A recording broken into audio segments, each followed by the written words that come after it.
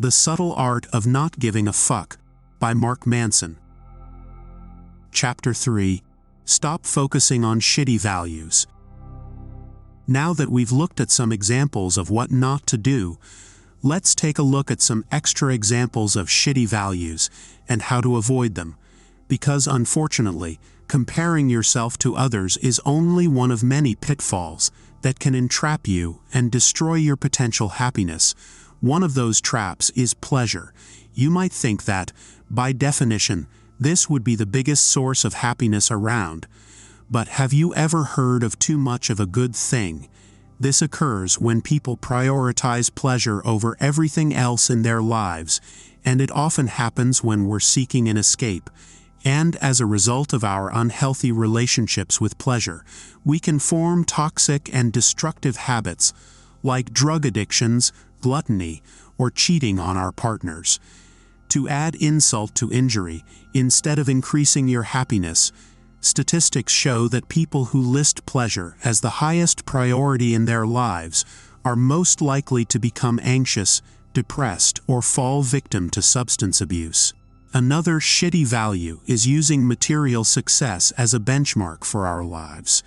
Whether you feel the need to flash a fancier car than your neighbors or constantly show off your style on Instagram, we've all fallen prey to this line of thinking at one time or another.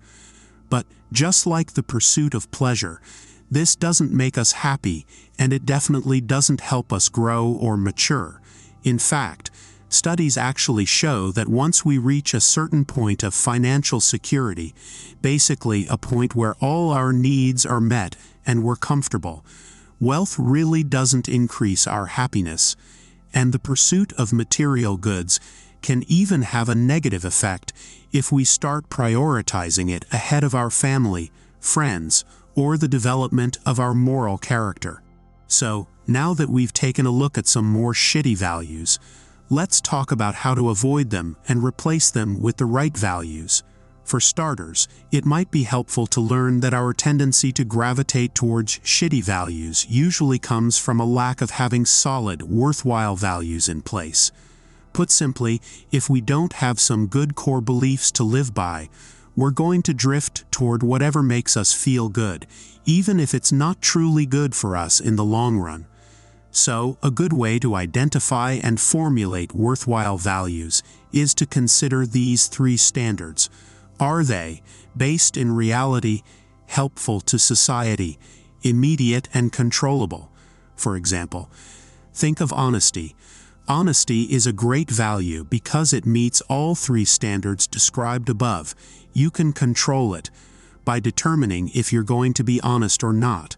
And obviously you should choose to do so. And it's based in reality. It also provides truthful feedback to others and strengthens the formation of healthy relationships. So it's also helpful in society. And if you want some examples of other values that meet these standards, you can consider creativity, generosity, and humility.